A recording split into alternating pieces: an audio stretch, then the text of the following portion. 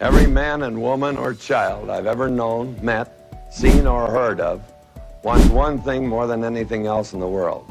John Wayne was larger than life, a name synonymous with grit, heroism, and the Old West. Yet, there was another side, hidden, vulnerable, and often overshadowed by the towering myth. Now, his daughter breaks her silence, opening the door to memories that reshape what we thought we knew. Join us in this video as we uncover the hidden secrets. Early life. John Wayne, originally named Marion Robert Morrison, was born on May 26, 1907, in Winterset, Iowa.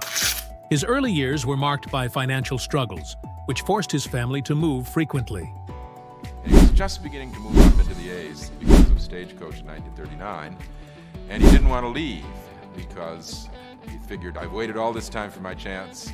It wasn't until 1916 that they settled in Glendale, California, providing some much-needed stability.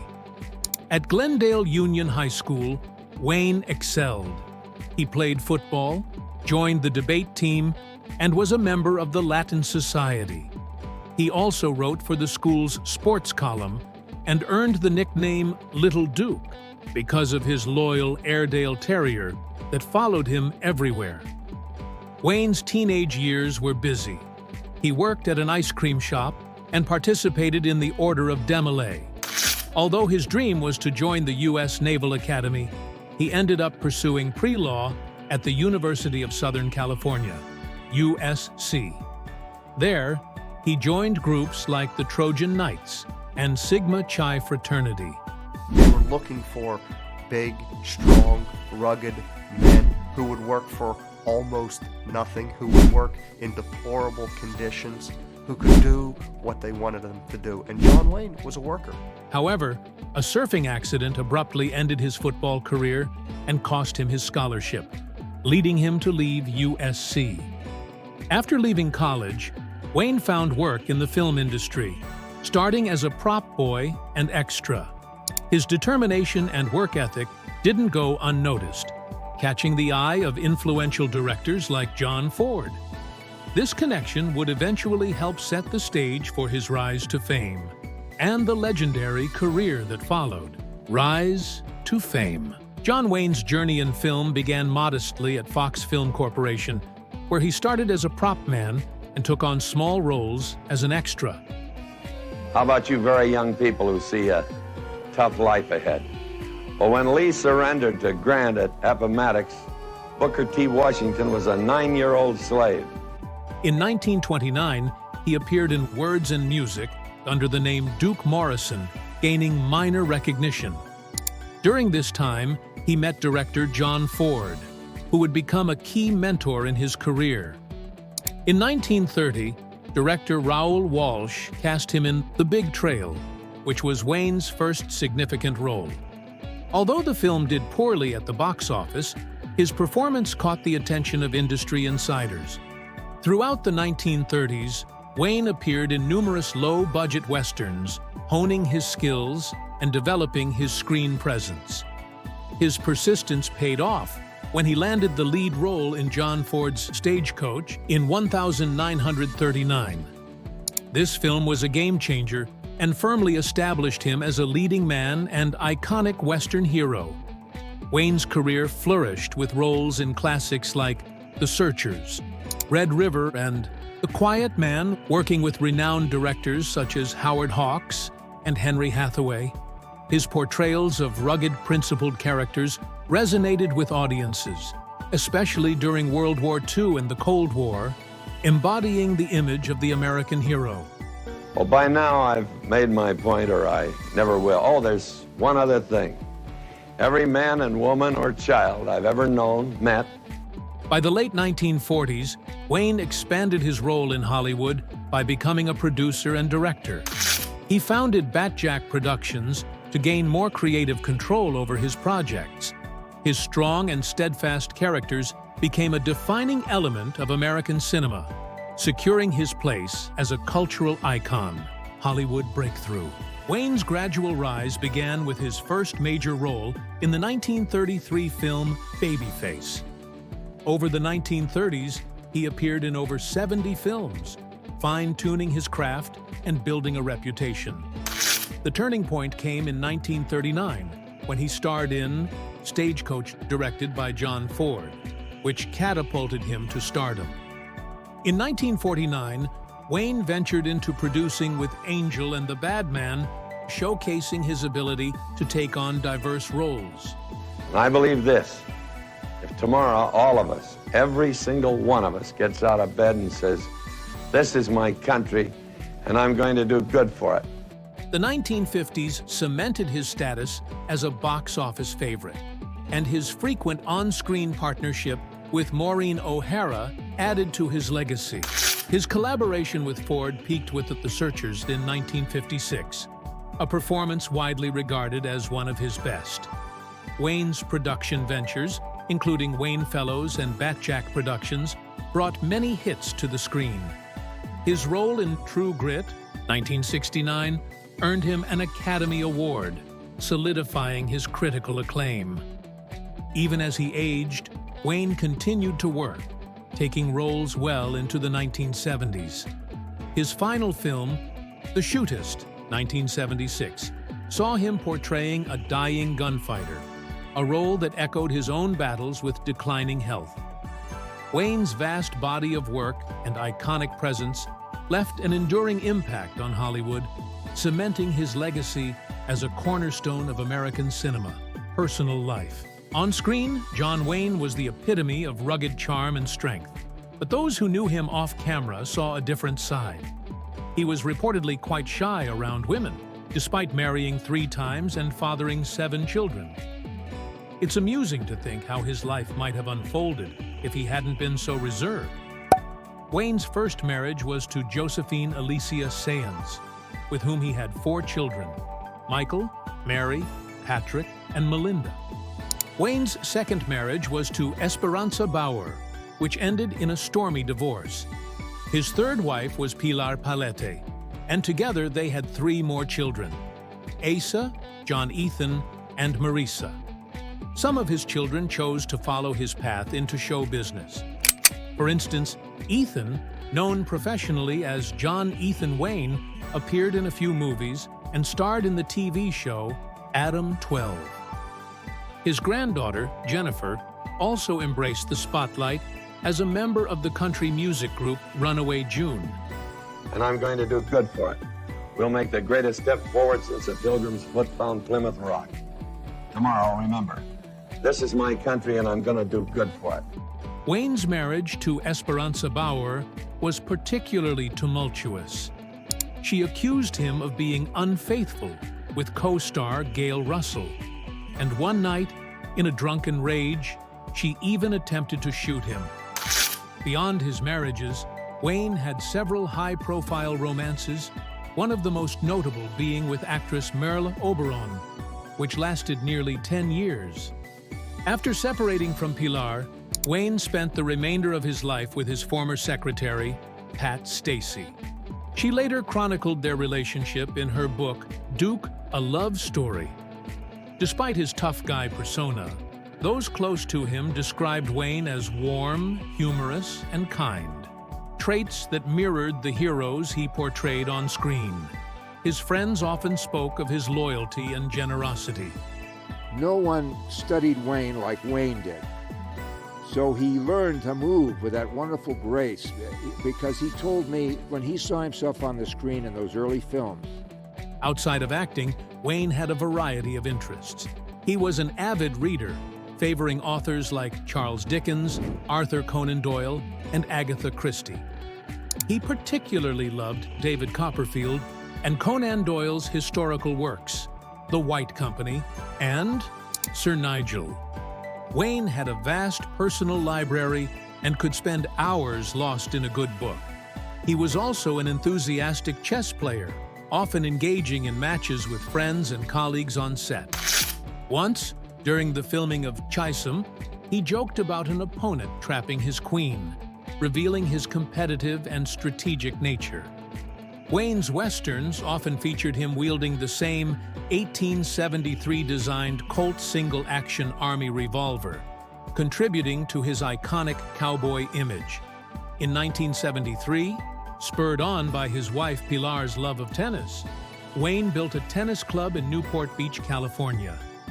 Although he later sold it, and it became the Palisades Tennis Club, this venture showed Wayne's interest in sports and community activities beyond the film industry. Public persona. John Wayne's public image was a mix of his tough, heroic on-screen characters and a more complex off-screen persona. Ladies and gentlemen, I'm no stranger to this podium.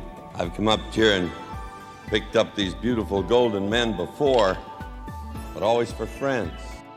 While he was known as the embodiment of the American hero in films, his real-life personality included strong convictions, political activism, and a reputation for a fiery temper. One event that revealed Wayne's temper occurred during the 1973 Academy Awards. Marlon Brando refused his Oscar for The Godfather to protest the portrayal of Native Americans in film, drawing attention to the Wounded Knee Massacre. This act of defiance angered Wayne.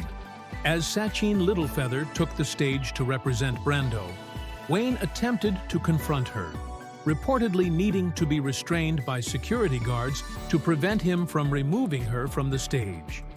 Littlefeather later recounted how Wayne's intense reaction highlighted his disapproval of Brando's protest. This incident shed light on Wayne's unyielding nature and strong beliefs, adding a controversial chapter to his legacy.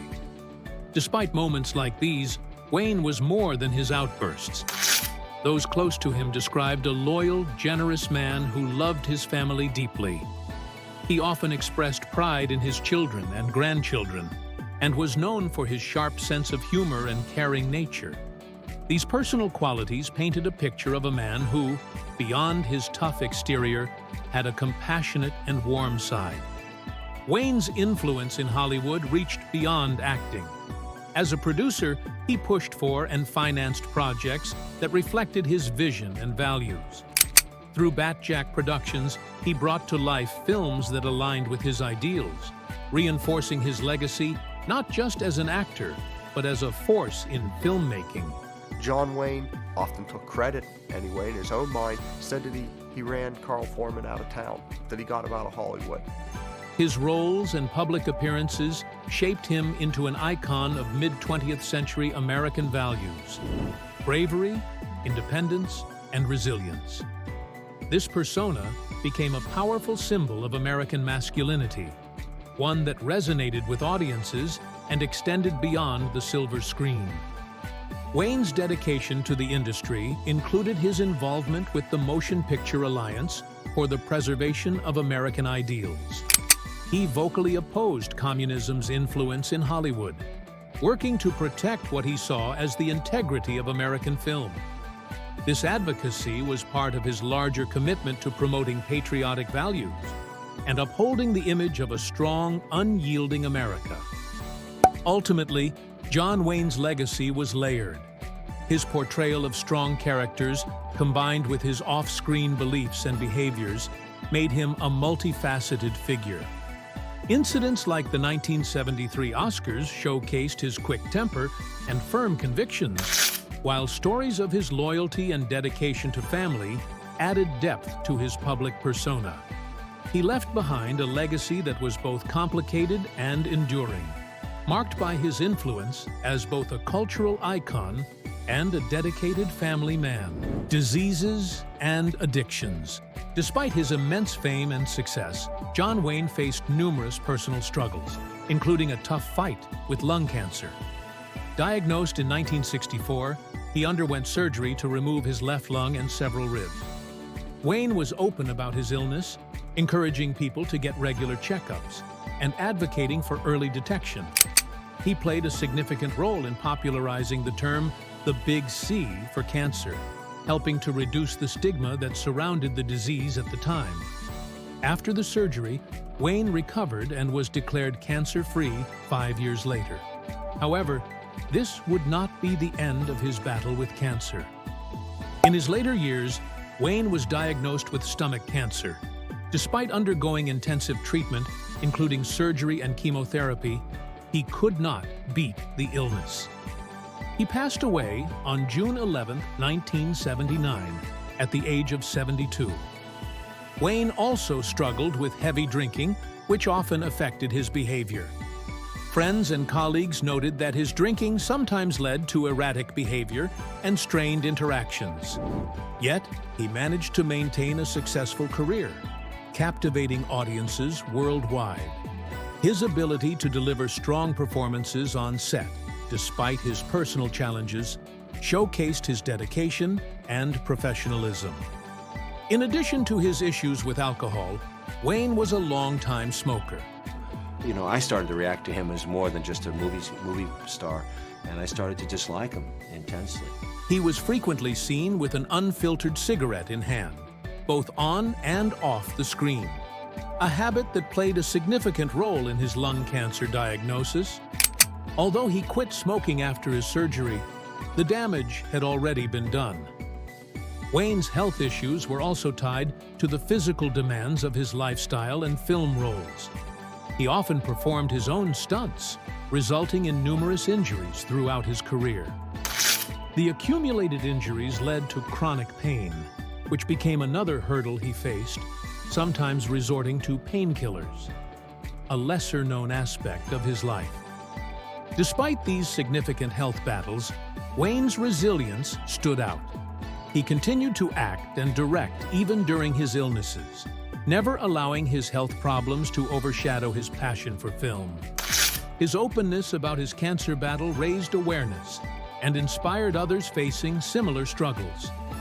In his later years, Wayne became more active in supporting health initiatives, particularly those related to cancer research. His efforts included public service announcements and fundraising, helping to increase awareness and support for ongoing research.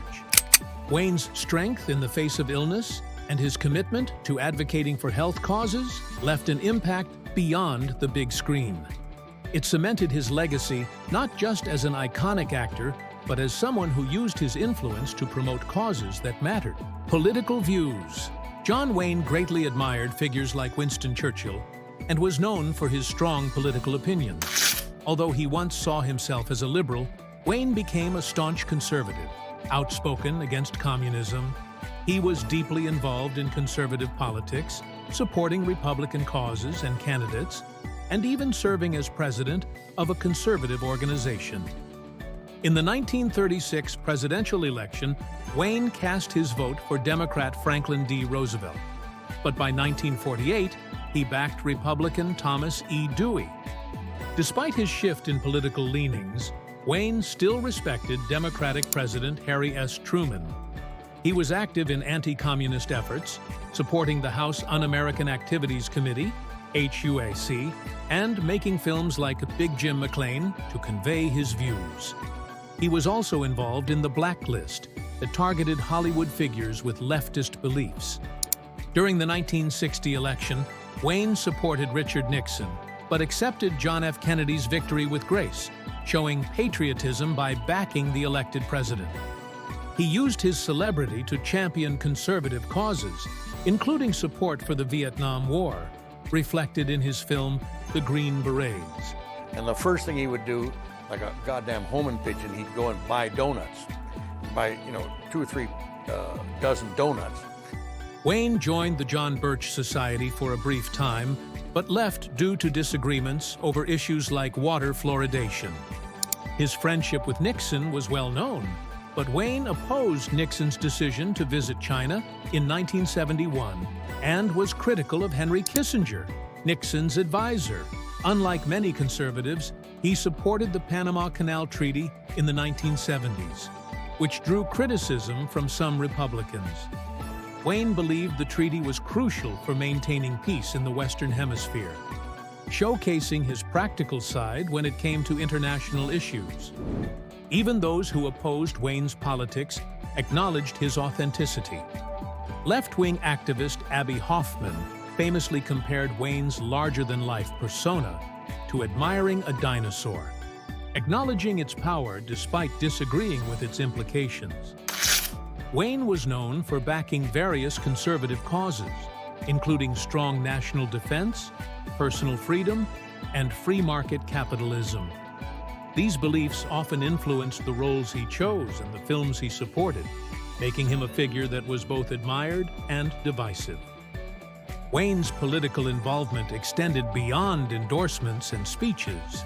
His public appearances often drew crowds, highlighting his status as not just an actor, but a political influencer. His unwavering commitment to his beliefs added another layer to his legacy, cementing him as a force in both Hollywood and the public sphere. Controversies. And no story of a Hollywood legend would be complete without its share of controversies. We'll never know unless we give it a fair try. Oh yeah, and there's one other thing I'll say tomorrow because I say it every day of my life.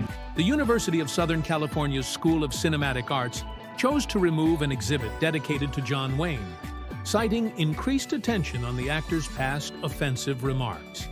This decision was part of the broader discussion around Wayne's legacy, especially after a 1971 Playboy interview resurfaced and spread widely. In that interview, Wayne made derogatory comments about African Americans, Native Americans, and gay characters. Statements like, "I believe in white supremacy until the blacks are educated to the point of responsibility," sparked anger among USC students, some of whom began calling for the exhibit's removal. USC's move came during a national moment of reflection on race and efforts to remove tributes to those associated with discriminatory views. A similar situation unfolded in Orange County, California, where local officials passed a resolution to remove John Wayne's name and likeness from the county airport due to the backlash over the Playboy interview. They were looking for big, strong, rugged men who would work for almost nothing, who would work in deplorable conditions, who could do what they wanted them to do. And John Wayne was a worker. The final decision rested with the county's Board of Supervisors. Ada Briseño, chair of the Orange County Democratic Party, emphasized the importance of this action, saying, "While many outside of Orange County might not know of John Wayne's beliefs in white supremacy, residents here have been calling for this change for years. Now, more than ever, is the time for action." In response to the criticism, John Wayne's son, Ethan Wayne, defended his father.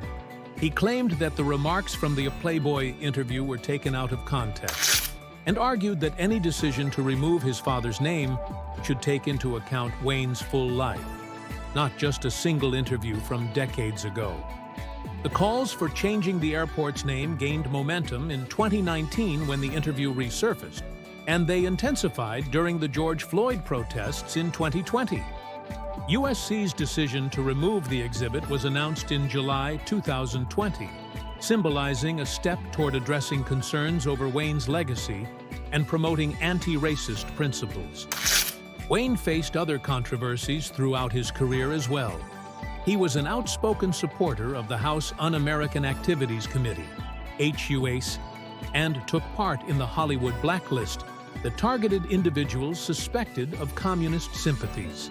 This involvement led to many in the industry losing their jobs and having their careers ruined, impacting actors, writers, and directors.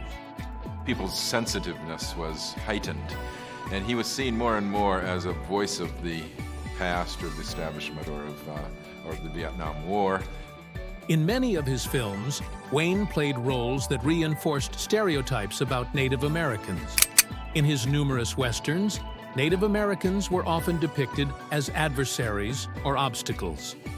His staunch support for the Vietnam War also stirred debate, especially with his film The Green Berets, which was criticized for its simplistic portrayal of the war and lack of acknowledgement of its complexities. Wayne's legacy is also marred by homophobic comments and his roles in films that upheld traditional gender roles, which have been scrutinized for perpetuating harmful stereotypes. These aspects of Wayne's career continue to fuel discussions about how society should honor public figures whose legacies are marked by both significant contributions and deeply problematic views. Pat Stacy's revelation. After John Wayne's death in 1979, his last partner, Pat Stacy, revealed chilling details about the circumstances that led to his tragic end. These revelations uncovered a side of Wayne that few knew and shed light on a chapter of his life that cast a long shadow. Stacy shared that his illness wasn't a random misfortune, but tied to a dangerous event from years before, one that had sealed his fate long before he fell ill. In 1954, Wayne was filming The Conqueror, a movie about Genghis Khan. The set was located around 100 miles from an atomic bomb testing site in Nevada. Unbeknownst to the cast and crew, radioactive particles carried by the wind reached them. At the time, the dangers of radiation exposure weren't well understood. What seemed like an ordinary film shoot would have devastating effects on many involved. Wayne, an emblem of resilience and strength, unknowingly faced an unseen threat that would challenge even him. Pat Stacy recalled, "We didn't realize the silent danger surrounding us. John always had faith in the human spirit's resilience, but he couldn't have known his fate was determined by those invisible toxic winds." Years later, the tragic consequences became evident. Of the 220 cast and crew members who worked on that film, an alarming 91 developed cancer, including Wayne. Others, like Susan Hayward, Pedro Armendariz, and Agnes Moorehead, also succumbed to the disease, turning the film's legacy into a haunting reminder. Wayne battled stomach cancer with the same grit that defined his on-screen persona. But the fight was brutal. Despite his legendary willpower and courage, the disease was relentless. Reflecting on his fight, Wayne once said, "I gave it everything I had, but some battles are beyond winning." His death in 1979 marked not just the loss of a Hollywood icon, but also highlighted the dangers associated with atomic testing and its long-reaching impact. These tests, conducted with little consideration for the long-term consequences, became emblematic of an era where ambition overshadowed caution. He had a military kind of placket front shirt with the buttons going out this way that would spread, which emphasized his shoulders. The story of the Conqueror and those affected by the fallout serves as a sobering reminder of the unintended consequences of human decisions. It emphasizes the need for greater awareness and the value of life, often compromised in the name of progress and spectacle. As Stacy put it, John's fight and ultimate sacrifice show us that even the strongest heroes are not invincible. Their true strength is in the truths they leave behind. Final words. John Wayne's last moments were both tender and deeply moving. Surrounded by his family, his final hours offered a rare glimpse into the man beyond the legendary persona. His daughter, Asa, later shared these intimate memories through the John Wayne official Twitter account, shedding light on the loving side of her father. She recalled how he played joyfully with his grandchildren, affectionately calling them Goo and Gaga, showing a softer side that few knew existed.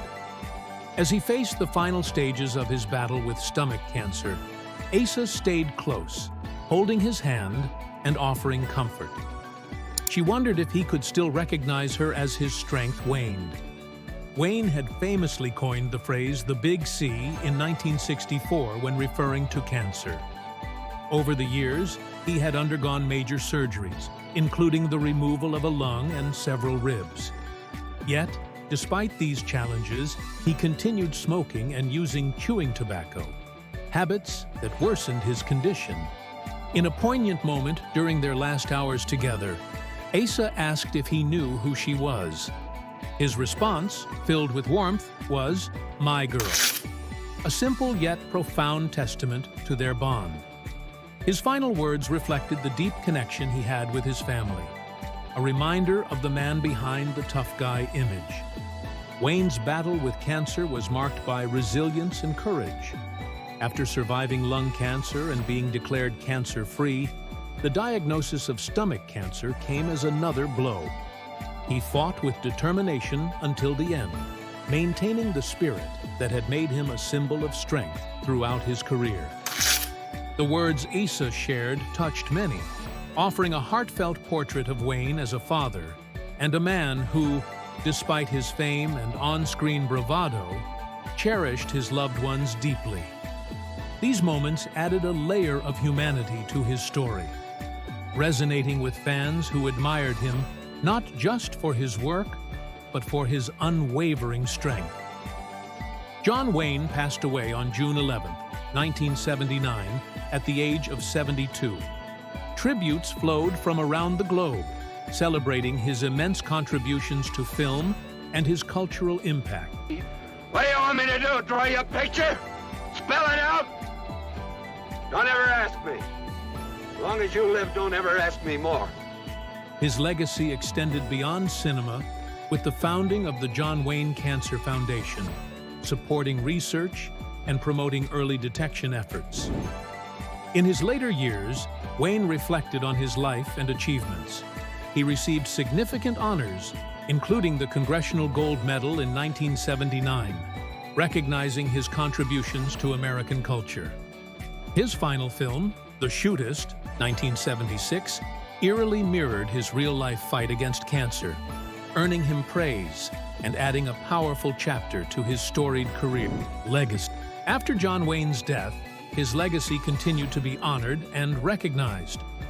On June 9, 1980, President Jimmy Carter awarded him the Presidential Medal of Freedom, solidifying his place as an influential figure in American culture. The U.S. Navy Memorial Foundation acknowledged his support for the military with the Naval Heritage Award in 1998. A year later, the American Film Institute ranked him 13th among the greatest male screen legends of classic Hollywood cinema. Joan Didion captured the depth of his impact in her essay, John Wayne, a love song reflecting on how he shaped her childhood and America's collective imagination. His name remains etched in public landmarks, such as John Wayne Airport in Orange County, California, and the John Wayne Marina in Sequim, Washington. Schools and trails, like John Wayne Elementary School in Brooklyn, New York, and pathways in Washington's Iron Horse State Park, also bear his name. In 2006, fundraisers for the John Wayne Cancer Foundation and the American Cancer Society paid tribute to his legacy. Celebrations for his centennial in 2007 featured chuckwagon dinners, concerts, and the opening of the John Wayne Birthplace Museum and Learning Center, emphasizing his cultural heritage and contributions. That same year, he was inducted into the California Hall of Fame, marking another milestone in commemorating his influence. Efforts to honor Wayne continued into 2016, when some sought to establish May 26th as John Wayne Day in California. Though this initiative faced resistance due to controversies surrounding his views, it highlighted his lasting relevance. His legacy lives on through retrospectives, documentaries, and biographies examining his career and personal life. Wayne's portrayal of resilient, morally steadfast characters set a benchmark in westerns and action films, shaping trends in fashion, speech, and behavior.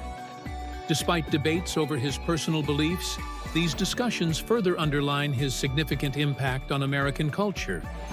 His influence is undeniable, resonating through generations who continue to watch his films and reflect on the figure who became synonymous with the American spirit.